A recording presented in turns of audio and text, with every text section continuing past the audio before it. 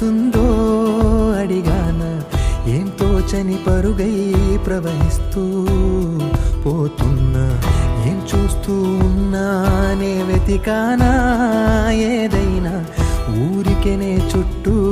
ఏవేవో కనిపిస్తూ ఉన్నా, కదలని ఓ శిలనే అయినా, త్రుటిలో కరిగే కలనే అయినా, ఏం తేడా ఉందట నువ్వెవరంటూ అడిగిదు నన్నెవరైనా, ఇల్లాగే కడదాకా ఓ ప్రశ్నే ఉంటానంటున్నా,